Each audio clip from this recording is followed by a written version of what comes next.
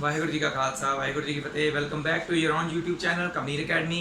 My name is Simranjot Singh and I am teaching you maths. Today we are going to continue our series for the class 9th. We are already doing the 6th chapter of class 9, that is the lines and angles. And the previous video we have ended that video at example 4. After doing the exercise 6.1 we have ended that video at example 4, and today we are going to start from the example 5. So what is the example 5? If a transversal intersects two lines such that the bisector of a pair of corresponding angles are parallel, then prove that the two lines are parallel. So in this question, diagram is not given to us, so we have to draw the diagram.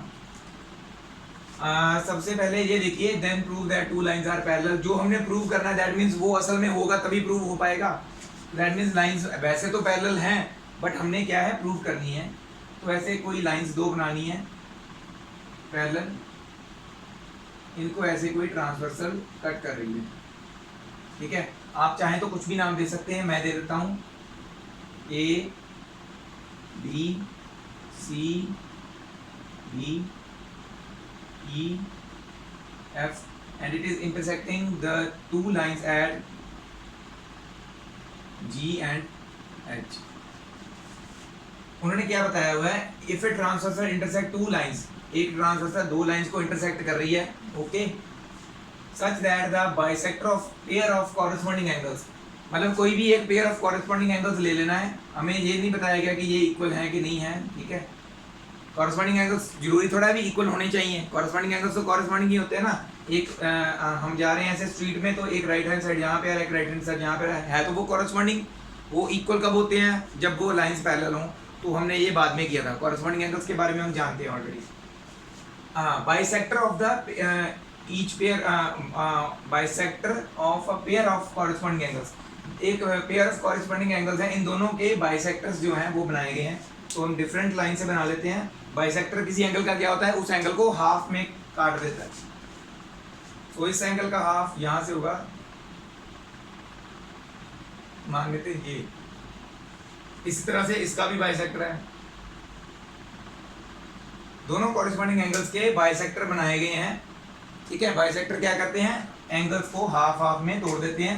इसका मतलब क्या हुआ, इतना portion और इतना portion angle का ये equal है, और ये वाला भी इक्वल है. Let us name the bisectors as, यहाँ आई लिख देते हैं, यहाँ जी लिख देते हैं. G I and H J are the bisectors.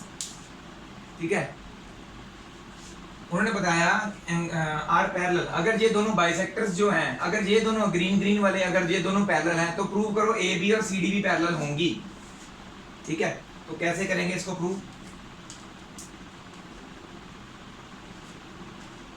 Easy way is what, हम इसको थोड़ा सा ऐसे लिखते हैं, 1 और 2 लिख लेते हैं, इसको 3 और 4 एंगल्स, 1 और 2 इक्वल है, 3 और 4 इक्वल है. ठीक है, ऐसे लिख लेंगे, या फिर एक्स एक्स लिख लो, वो नीचे वाले को वाई वाई लिख लो. तो that is your choice. Easy way वैसे एक्स एक्स वाला भी है, वो लिख लेते हैं. चलो, इन दोनों को हमने सेम एंगल्स हैं, ये दोनों एक्स एक्स लिख लिया, और ये दोनों वाई वाई, क्योंकि ये बाइसेक्टर है.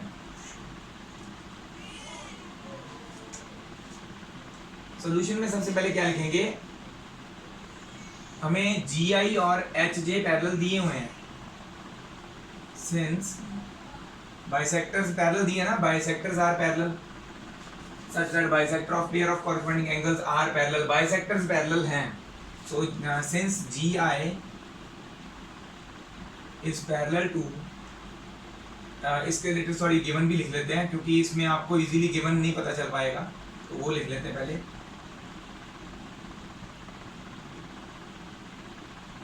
ए B and C D are two lines. ये हमें सिर्फ लाइंस दी गई हैं, हमें नहीं पता ये पैरेलल है कि नहीं, ये प्रूव करनी है बाद में. And E F is a transversal. Okay, उसके बाद क्या दिया है, G I and H J are bisectors of GI किसका बाइसेक्टर है? EGB का एंगल EGB एंड HJ किसका है? GHD का।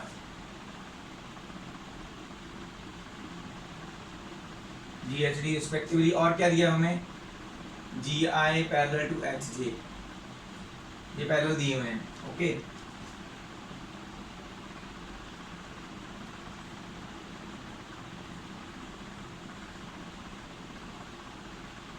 टू प्रूव में क्या करना है? हमने प्रूव करना है ABB पैरेलल है CD के। प्रूफ हमें GI पैरेलल टू दिया हुआ है उसके, since GI parallel to HJ ये गिवन है हमें। अगर ये दोनों पैरेलल हैं तो इनके corresponding angles X and Y will be equal. तो इससे पहले ये भी बता देते हैं कि X हमने किसको लिया है, Y किसको लिया है। तो ये थोड़ा सा यहाँ से चेंज कर देते हैं, ये वाली चीज़ हम बाद में लिखेंगे। पहले हम बता दें ना भी हमने X और Y किसको लिया है, वो बताना जरूरी है। Since GI and HJ are bisectors of angle EGB and angle GHB, ये दोनों बाइसेक्टर्स हैं, ये हमें गिवन है। सो एंगल EGI इक्वल होगा किसके? IGB के। EGI IGB के बराबर होगा, दोनों एंगल इक्वल होंगे ना, क्योंकि वो बाइसेक्टर है। इसको इक्वल टू X ले लिया, आगे लिख देते हैं से लिख दो चाहे लेट लिख दो, एक ही बात है, क्योंकि हम से का मतलब ये है हम मान रहे हैं कि ये दोनों एंगल्स XX हैं। सिमिलरली नीचे वाले GHJ is equal to angle JHD, दोनों हमने लेट कर दिए Y, दोनों Y हैं। ओके, नाउ अब हम बात करेंगे also GI parallel to HJ, ये भी गिवन है हमें। सो अगर ये दोनों गिवन है पैरेलल तो सिर्फ अब इन दोनों को ही देखना है, बाकी लाइंस को इग्नोर करते हुए ये दोनों लाइंस, और ये मैं दोबारा ड्रॉ करने वाला हूँ ग्रीन कलर से, थोड़ा सा साइड में जा रही है तो उसको थोड़ा सा देख लेंगे।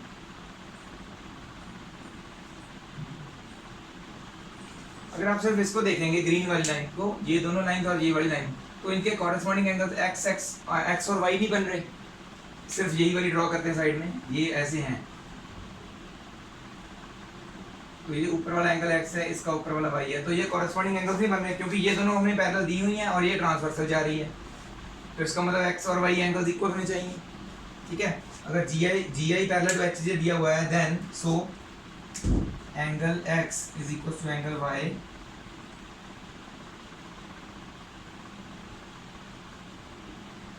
corresponding angles। Okay, angle X तो हमने किया लेट EGI को, तो IGB भी X है, तो दैट मीन्स ये वाला भी X है। तो एक इनको दो मल्टीप्लाइंग बोथ साइड्स बाय 2 कर देंगे, 2 times X is equal to 2 time Y होना चाहिए। 2 टाइम्स X का मतलब क्या है? ये दोनों X, मतलब कि ये X प्लस X 2X होता है ना, तो 2X तो ये पूरा है,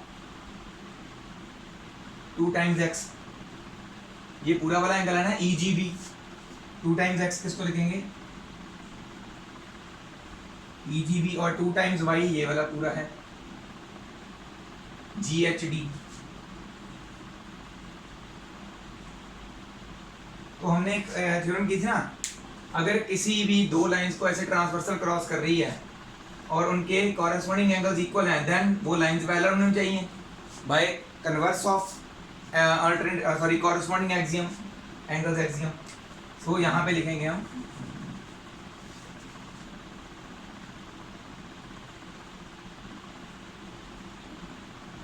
but these are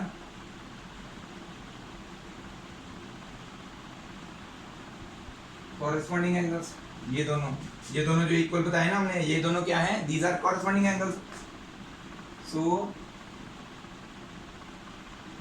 bye converse of corresponding angles axiom, A B line जो है सी डी के पैरेलल होनी चाहिए. बस हो गया प्रूफ. ठीक है, तो ये नोट कर लीजिए. Next we will do the next example. तो ये है आपकी नेक्स्ट एग्जांपल 6. ठीक है, एग्जांपल 6 बहुत ही इजी है, ये आपने करनी खुद है, मैं सिर्फ समझाने वाला हूँ. इसमें क्या है, आपको ये फिगर दी हुई है. ठीक है, इसमें ये A B parallel to C D parallel to E F दिया हुआ है. दैट मीन्स वो वाली हम थ्योरम लगाएंगे. अगर ये इसके पैरेलल और ये इसके पैरेलल, तो ये दोनों भी पैरेलल होंगी. A B parallel to E F, पहले तो ये लगाना है. अब देखिए इन दोनों को पैरेलल कर दिया और ए ई हमारी ट्रांसवर्सल है. सिर्फ ये दोनों हमने ड्रॉ करने हैं,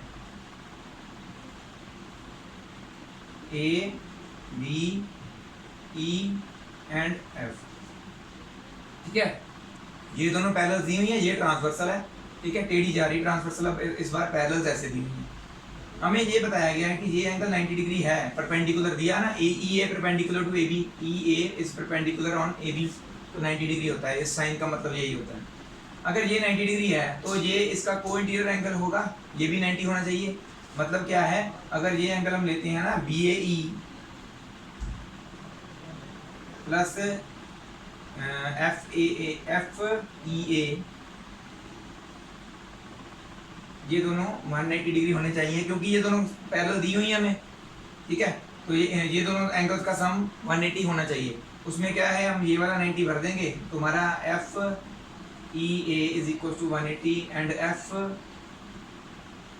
ई ए 90 हो जाएगा, 180 में से माइनस होके 90. तो ये भी पूरा एफ ई ए, ये पूरा एंगल 90 डिग्री प्रूव हो जाएगा. बट एफ ई ए दो टुकड़ों में बटा हुआ है, z प्लस 55. तो फिर हम लिखेंगे F E A is equal to z plus 55 degree. F E A की वैल्यू यहाँ पे 90 भर देनी है, 55 90 से माइनस हो जाएगा, z आ जाएगा. यहाँ तक क्लियर. एक और बात, मैं यहाँ पे थोड़ा सा इसको रब करके, ठीक है, z आ गया. अब क्या करना है, हमने फाइंड आउट करना है एंगल y. तो वो कैसे होगा, देखो C D parallel to E F दिया हुआ है हमें ऑलरेडी, और ये देखिए ये जो एंगल और ट्रांसवर्सल ये वाली बी ई ट्रांसवर्सल लेनी है. इसमें एंगल y और एंगल 55 दोनों को इंटीरियर एंगल हुए, मतलब इनका सम भी 180 के इक्वल होना चाहिए. तो from here you will get the y 55 180 में से माइनस करके, एंड y जो है, अब देखिए A B parallel to C D हमें ऑलरेडी दिया हुआ था, तो एंगल x और y क्या हुए, कॉरेस्पॉन्डिंग. जो एंगल y होगा वही एंगल x भी होगा. तो ये वाला सम जो है आपने बाकी खुद सॉल्व करना है. अगर कहीं से नहीं होगा तो आप मुझे व्हाट्सएप नंबर पे पूछ सकते हैं, मैं आपको बता दूंगा कैसे करना है, कहीं पे भी अगर आप अटक जाते हैं तो. ठीक है, तो ये आपने खुद ट्राई करना है, बहुत इजी सम है.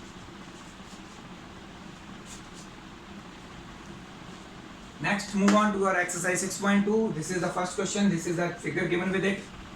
Find in the figure A. तो ये हमारी figure A लिख लेते हैं. वैसे तो इनका कोई और नंबर दिया होता है, तो मैं वैसे ही simplicity के लिए figure A लिख लेता हूँ. Find the value of x and y and then show that AB parallel to CD. पहले तो हमने find करनी वैल्यू और बाद में show भी करना है कि AB जो है, this is AB, this is CD, ये दोनों पैरेलल हैं, ये हमें show भी करना है. ठीक है, बाद में करना है. सबसे पहले देखिए x और 150 ये स्ट्रेट 50 स्ट्रेट लाइन पे हैं. ठीक है, तो दैट मीन्स इन दोनों का सम 180 होगा, क्योंकि ये लीनियर पेयर बना रहे हैं. एक लाइन के ऊपर जितने मर्जी एंगल फूटे हों, ऐसे बनी है एक लाइन, तो ये एंगल एक ऐसे निकल रहा है. बस इन दोनों का सम कितना होगा, 180 होना चाहिए.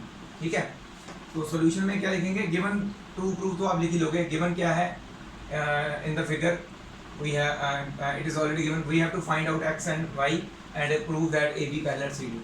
तो सॉल्यूशन में क्या आएगा, एंगल x फ्रॉम फिगर, हमें फिगर से पता चल रहा है x प्लस 50, x एंगल है और 50 एंगल को प्लस करने पे 180 डिग्री बन रहा है. रीज़न लिखना जरूरी है कि हमें क्या पता चला जिससे हम इसको 180 के बराबर लिख रहे हैं इनके सम को, because of linear pair. From here we will get 180 minus 50, that is x कितना आ गया, 130. ठीक है, सिमिलरली ये देखिए ये क्रॉस बज रहा है पूरा, अब y और 130 वर्टिकली ऑपोजिट एंगल्स हुए, angle y is equal to 130 vertically opposite angles. अब देखिए एंगल x और एंगल 130 दोनों कॉरेस्पॉन्डिंग नहीं है, एंगल x भी 130 है और ये वाला भी 130 है, ठीक है। यहाँ फिर alternate angle x and y दोनों इक्वल हैं, एंगल x भी 130 y भी 130 है, तो दोनों क्या है ऑल्टरनेट इंटीरियर एंगल्स हैं। As angle x is equal to angle y is equal to 130 and both are alternate interior angles, दोनों अल्टरनेट इंटीरियर एंगल्स हैं। देयरफॉर अगर हमें की थी थ्योरम, अगर किसी भी दो लाइंस को एक ट्रांसवर्सल क्रॉस कर रही है और उनके अल्टरनेट इंटीरियर एंगल्स इक्वल हैं, देन वो दो लाइंस जो हैं वो पैरेलल होती हैं। Therefore by converse of alternate angles theorem, जो अल्टरनेट एंगल थ्योरम है उसका एक्चुअल में थ्योरम क्या है, लाइंस अगर पैरेलल है तो अल्टरनेट एंगल्स इक्वल, तो उसका कन्वर्स हम यूज कर रहे हैं, इसलिए कन्वर्स लिखा है, converse of alternate angles theorem के accordingly A B parallel to C D होना चाहिए। हो गया प्रूफ, ये नोट कर लीजिए। नेक्स्ट करते हैं अब। So next we have two sums, second and third sum, छोटे छोटे हैं ज़्यादा बड़े नहीं, इसलिए मैंने दोनों लिख दिए।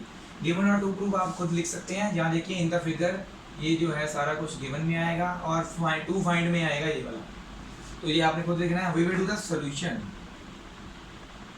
सॉल्यूशन में हमें हमारे पास y और z की रेशियो दी हुई है, तो मैंने बताया था कभी भी रेशियो वाला सम आए तो क्या करना है, लेट कर लेना उनको with some variable, multiple with some variable.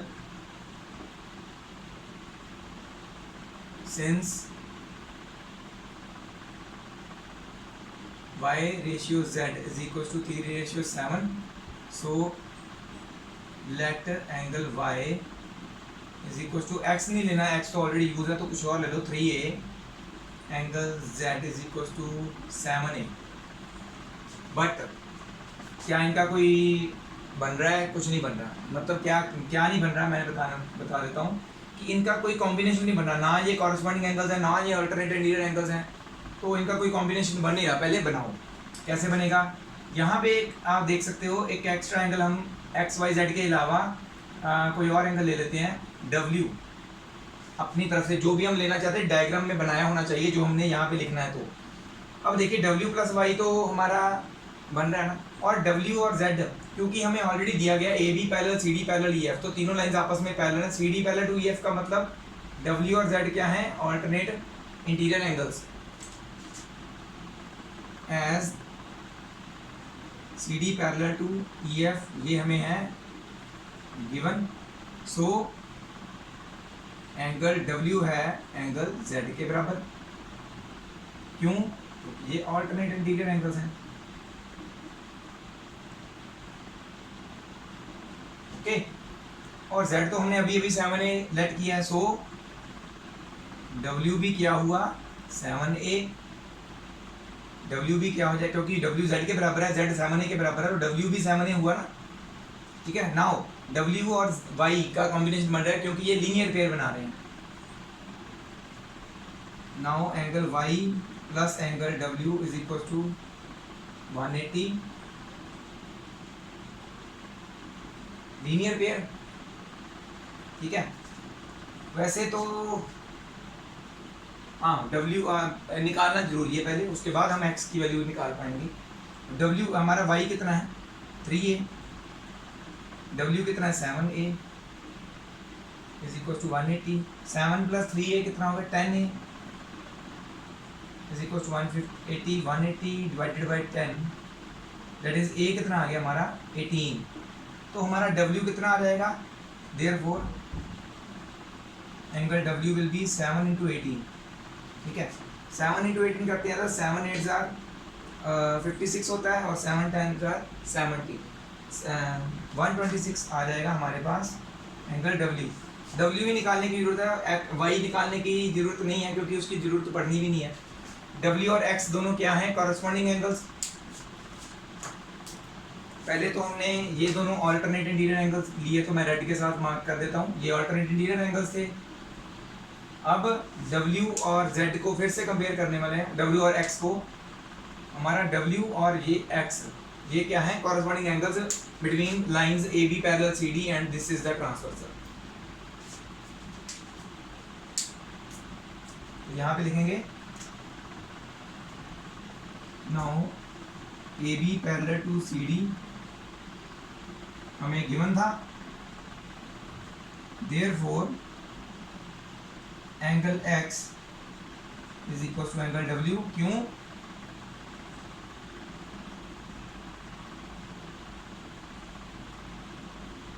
Corresponding angles हैं। सो W तो हमने अभी भी निकाला 126, देयरफॉर यहाँ पे लिख देते हैं angle X is equal to 126 degree. तो यही पूछा था उन्होंने, एंगल X फाइंड आउट करने को। Y की पूछा होता तो Y की कैसे निकालते, 3 × 1830, ठीक है, तो ऐसे निकलना था Y। तो ये हो गया हमारा सेकंड सम, ठीक है। मैं थोड़ा साइड पे हो जाता हूँ, ये आप पूरा नोट कर लीजिए स्क्रीनशॉट लेके, यहाँ स्क्रीन पॉज करके। अब करते हैं हम ये वाला question, okay. In the figure C, तो ये हमारी है फिगर सी, ये वाली फिगर बी थी। If A B parallel C D, ये दोनों लाइंस पैरेलल दी हुई हैं already, okay. E F perpendicular to C D, तो ये अगर परपेंडिकुलर ऐसे है और एफ पॉइंट वहां पे टच कर रहा है तो दैट मींस ये भी 90 होगा। ये जरूरत पड़ी तो यूज करेंगे, अगर अदरवाइज नहीं। चलो नेक्स्ट हमारे पास क्या है, GED is equal to 126 degree. GED क्या है, ये पूरा एंगल 126 डिग्री है पूरा GED, इसमें ये 90 डिग्री वाला भी इंक्लूडेड है। दैट मींस इतना पोर्शन अगर निकालना होगा तो 126 में से 90 वाला निकाल देंगे तो ये आ जाएगा हमारे पास। इतना पोर्शन अगर निकालना हो तो, वैसे मेरे पास पूछा भी होगा GEF, तो ये पहले निकाल देंगे। और क्या पूछा है, AGE पूछा है। थोड़ा सा इसको बढ़ा लेते हैं आगे, थोड़ा समझ इजीली आ जाएगा।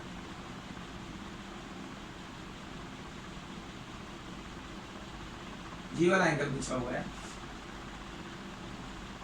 AGE। क्या आप देख सकते हैं, AB पैरेलल टू CD और ट्रांसवर्सल GE अगर लेते हैं तो AGE और GED ये दोनों एंगल्स ऑल्टरनेट इंटीरियर एंगल्स नहीं बन रहे, तो ये दोनों एंगल्स इक्वल होंगे, AGE भी आ जाएगा। वह कौन गया, FGE। FGE बहुत इजी है, ये एंगल अगर गिवन है, ये स्ट्रेट लाइन है, तो ये और ये दोनों एंगल्स का सम 180 होगा, तो ये भी निकल आएगा। बहुत सिंपल है। चलो करते हैं फिर। पहले हमने निकालना है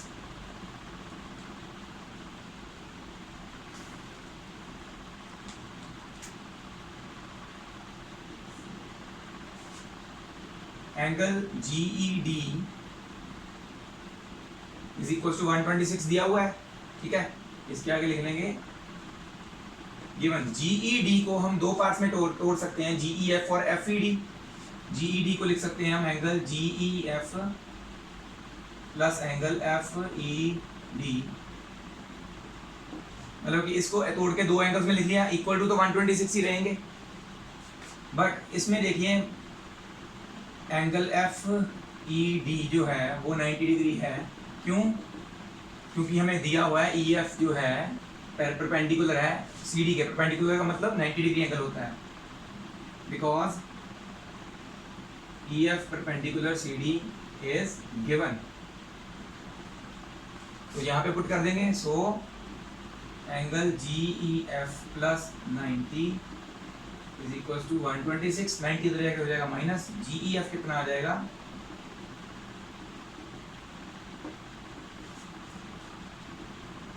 तो इतना एंगल आ गया हमारा 36 डिग्री। एक चीज आ गई,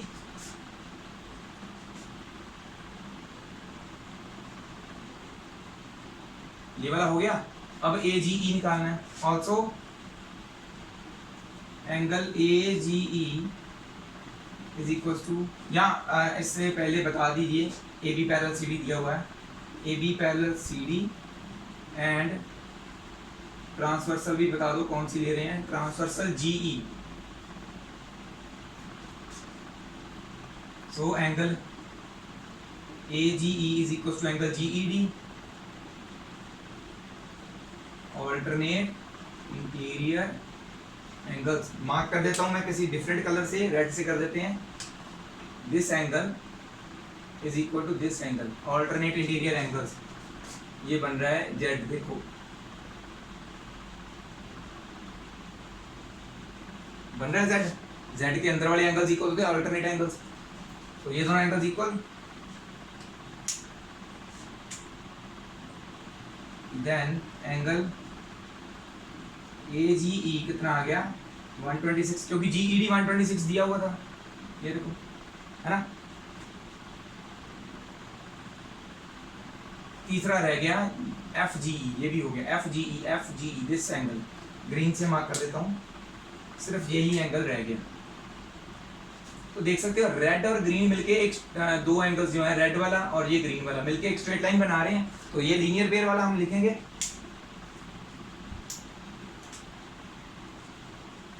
now angle AGE plus FGE is equal to 180 degree. Linear pair AGE हमारा 126 है plus FGE is equal to 180। 126 उधर हो जाके माइनस हो जाएगा,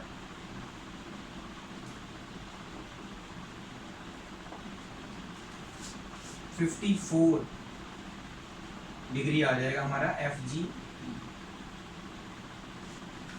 ठीक है तो बहुत सिंपल है। डायग्राम को समझने की जरूरत है, अलग नजरिए से देखने की जरूरत होती है। बस जो हमने प्रूव करना है सिर्फ उसी को देखो ध्यान से, बाकी चीजें लाइंस वगैरह इग्नोर करके सिर्फ उसी चीज को ध्यान से देखोगे ना, आपको अपने आप ऑल्टरनेट एंगल्स भी नजर आएंगे, लीनियर पेयर भी नजर आएगा, ठीक है 90 डिग्री वाला भी नजर, सब कुछ नजर आता है। फिर ध्यान से देखना पड़ता है डायग्राम, ठीक है। ये नोट कर लीजिए पूरा। हम करते हैं नेक्स्ट सम। तो ये है हमारे next two sums 4 and 5। In the fourth sum we have a figure D. This is given to us. PQ and ST lines जो है पैरेलल हैं। पैरेलल लाइंस जरूरी नहीं होता कि एक दूसरे के ऊपर हो तभी पैरेलल मानते हैं। एक लाइन इधर है और एक लाइन इधर है, पर ये दोनों इधर बढ़ाओ चाहे इसको इधर बढ़ाओ, वो कभी मीट नहीं करेंगी, तब भी वो पैरेलल ही हैं। तो इसका मतलब ये है PQ ST पैरेलल हो सकती हैं। इसको अगर इधर को बढ़ाते हैं और इसको इधर को, तो ये कभी मीट नहीं करेंगी। तो जरूरी नहीं है एक दूसरे के बिल्कुल ऊपर होनी चाहिए तभी हम मानेंगे कि वो पैरेलल है, ठीक है। तो PQ और ST लाइंस जो हमें पैरेलल दी हुई हैं, ओके। फाइंड आउट करना है हमने ये वाला एंगल, इसको हम डिफरेंट कलर से मार्क कर लेते हैं। ये वाला एंगल हमने फाइंड आउट करना है QRS। तो इसमें क्या है, हम पहले तो ये गिवन में क्या लिखेंगे, इनकी figure D, this and up to this we will write in given. और ग्रीन के साथ मैं मार्क कर देता हूँ, ये वाला 2 फाइंड में लिखेंगे, तो ये आपने खुद लिख लेना है। हम आते हैं सॉल्यूशन पे। सॉल्यूशन से भी पहले क्या इसमें कोई रूल लग सकता है, हमें इसमें थोड़ी सी कंस्ट्रक्शन करनी पड़ेगी, ठीक है। कंस्ट्रक्शन क्या करनी पड़ेगी, we will have to draw a line parallel to PQ लिख दो, चाहे इसके पैरेलल लिख दो, क्योंकि इसके पैरेलल भी ड्रॉ लिख दोगे तो ऑब्वियसली अपने आप वो ST के पैरेलल भी हो जाएगी, क्योंकि ये दोनों आपस में पैरेलल पहले ही बताई हुई है हमें। तो हम क्या करेंगे, we will draw a line touching R को टच करती हुई एक लाइन बनानी है। PQRST UV लिख दो इसको, UV। Draw a line UV parallel to PQ through R से टच कर, थ्रू R मतलब टच R को टच करती हुई जाएगी। तो ये कंस्ट्रक्शन में लिखना है, draw UV parallel to PQ, UV parallel to PQ through R से निकलती हुई, तो ये हो जाएगा। क्यों पैरेलल बनाई हमें, सॉल्यूशन निकालना है हमने, तो क्योंकि फाइंड है ना इसमें, QRS निकालना है। अब देखिए PQ पहले तो हमने बताना है as PQ parallel to ST, ये था हमें गिवन,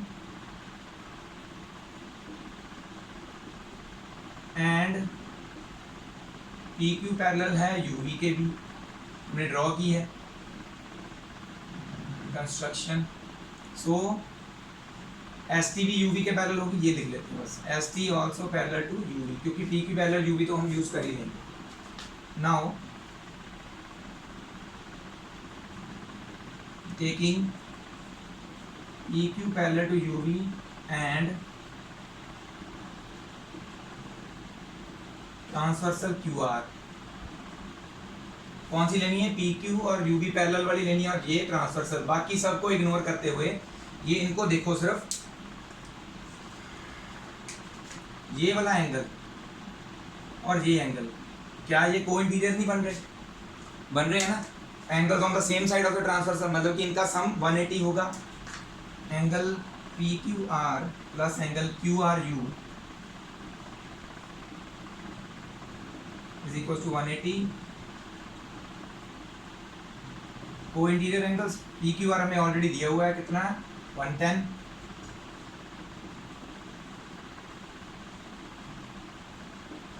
उधर जाके हो जाएगा माइनस,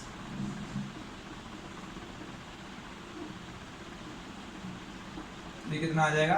70 डिग्री आ जाएगा, इतना एंगल ये वाला QRU, ये 70 आ जाएगा। यहाँ लिखने की जरूरत नहीं, वैसे मैं लिख दिया, ग्रीन के साथ लिख देता हूँ क्योंकि मैंने इसको ग्रीन के साथ बना दिया।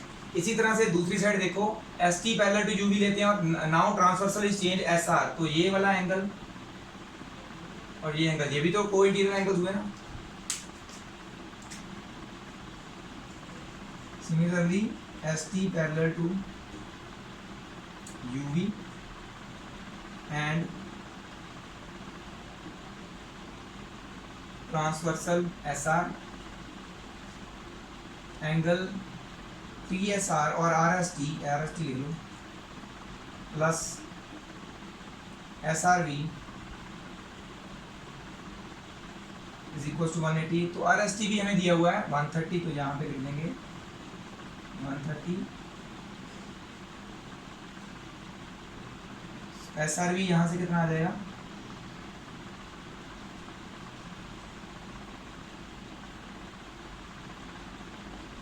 तो ये वाला एंगल आ गया हमारे पास 150। रह गया कौन सा? बीच वाला, तो ग्रीन से ही लिखता हूँ ना, इजी लिखना थोड़ा सा सीन ना।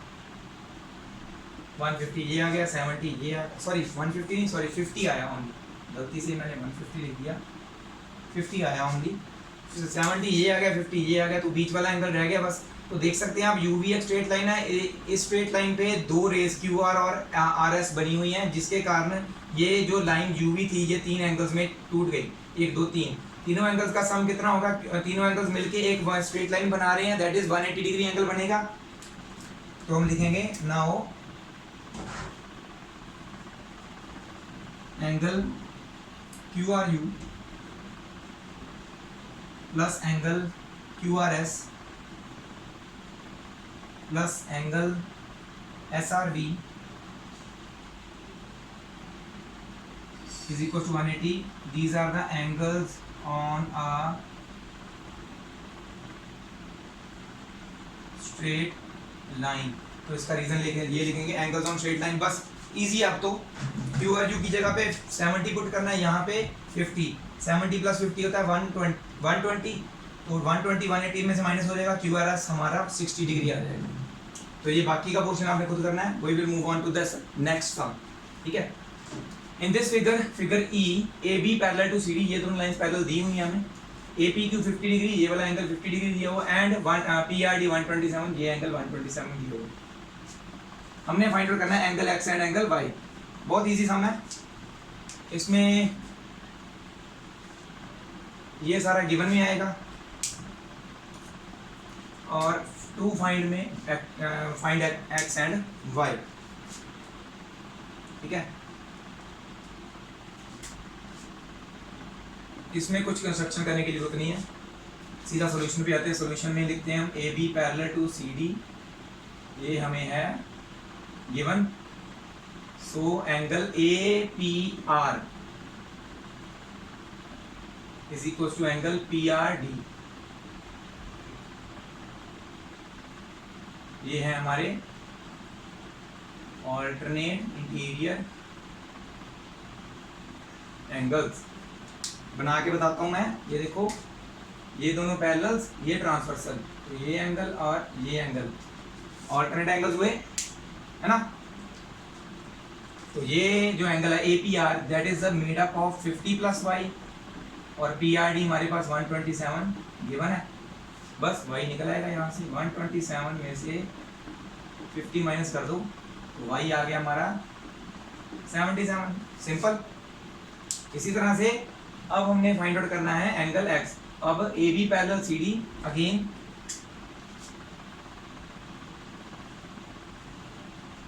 Angle APQ is equal to angle PQR। ये भी क्या है, ऑल्टरनेट इंटीरियर एंगल्स। देखो मैं रेड से बनाता हूँ, ये वाला एंगल और ये वाला एंगल, ये दोनों पैरेलल, और ये वाली ट्रांसवर्सल ली है PQ। लिखनी है तो लिख लेना, taking AB parallel CD and transversal PQ। यहाँ पे ऊपर लिखना taking AB parallel CD and transversal PR। Given तो लिखा ही हमने, यहाँ पे ट्रांसवर्सल PR शो कर देना, ठीक है। अब ट्रांसवर्सल चेंज हो गई तो X angle equal to 50 degree होगा। सो APQ क्या है हमारा 50 डिग्री, और PQR क्या है angle X। So X is equal 50 degree हो गया, सिंपल। बस इतना सा था ये सम। दिखने में डायग्राम डिफिकल्ट लगता है, बड़ा लगता है, बट सम क्या होते हैं कुछ भी नहीं, ठीक है। तो ये नोट कर लीजिए। नेक्स्ट सम जो है, लास्ट सम इस एक्सरसाइज का, वो हम करेंगे। उसके बाद हमारा जो है ये एक्सरसाइज खत्म हो जाएगी। नेक्स्ट टॉपिक नेक्स्ट वीडियो में स्टार्ट करेंगे। So now let's move on to our last question of this exercise, then we will end this video. ठीक है, ज़्यादा समय ना लेते हुए स्टार्ट करते हैं। In the figure F, PQ and RS are two mirrors placed parallel to each other. PQ and RS ये हैं, दो मिरर्स हैं, एक दूसरे के पैरेलल रखे गए हैं। जो पीछे लाइंस मारी ना, ये हम बताने के लिए है कि ये उनका बैक पार्ट है, और फ्रंट पार्ट जो है एक दूसरे के, जो उनका मुंह है एक दूसरे की तरफ है, ठीक है। एक रे ऑफ लाइट ऐसे आई, यहाँ पे स्ट्राइक की और ऐसे जा रही है, फिर इधर स्ट्राइक की और ऐसे जा रही है। तो हमने फिजिक्स में पढ़ा होगा कि फिजिक्स में क्या लॉ था, एक रे ऑफ लाइट जिस एंगल पे आती है परपेंडिकुलर टू, यहाँ पे अगर एक परपेंडिकुलर ड्रॉ कर लेते हैं BM, जहाँ पे आती है वहाँ पे अगर एक परपेंडिकुलर ड्रॉ करते हैं, तो ये दोनों एंगल्स जो होते हैं, ये इंसिडेंट एंगल है और ये रिफ्लेक्शन एंगल है। तो लॉज ऑफ रिफ्लेक्शन के accordingly angle 1 equal to angle 2 होना चाहिए, बिकॉज हमें क्या पढ़ाया गया फिजिक्स में, angle of incidence is equal to angle of reflection. फिर से ये रे इधर जा रही है, तो यहाँ ये बन गई इंसिडेंट रे। अब क्योंकि ये पहले यहाँ से इंसिडेंट थी, ये रिफ्लेक्टिव थी, पर यहाँ इस मिरर के लिए ये इंसिडेंट रे है तो ये रिफ्लेक्टिव है। तो यहाँ पे भी हम एक परपेंडिकुलर ड्रॉ करेंगे,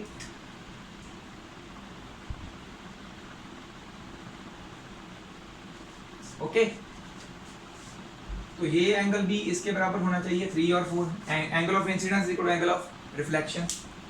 तो ये कंस्ट्रक्शन में लिखेंगे हम, draw BM perpendicular to PQ and CN लिख लेते हैं इसको, परपेंडिकुलर टू RS।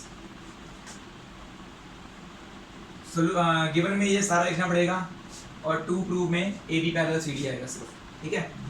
तो सॉल्यूशन में आते पहले लिखते हैं कंस्ट्रक्शन, सॉल्यूशन नहीं आएगा, पहले आएगी construction. Draw BM perpendicular to PQ and CN perpendicular to RS, ठीक है।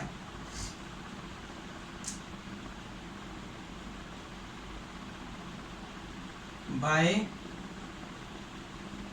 Law of reflection, law of reflection क्या है, angle of incidence is equal to angle of reflection होता है हमेशा, ठीक है। तो यहाँ पे angle of incidence 1, angle of reflection 2, यहाँ पे angle of incidence 3, angle of reflection 4, ये दोनों इक्वल होंगे। एंगल 1 एंगल 2 के इक्वल होगा, so angle 1 is equal to angle 2, angle 3 is equal to angle 4 होगा, ओके। ऑल्सो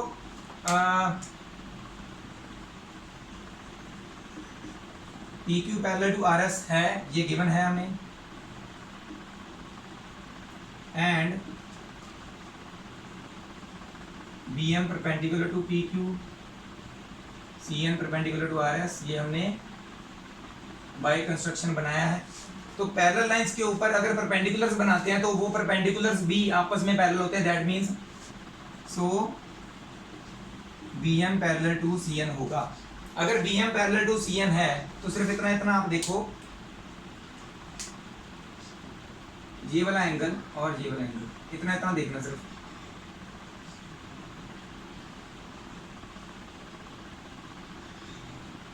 Z बन रहा है, ये एंगल 2 और 3 क्या हुए, alternate interior angles. So angle 2 is equal to angle 3 alternate interior angles.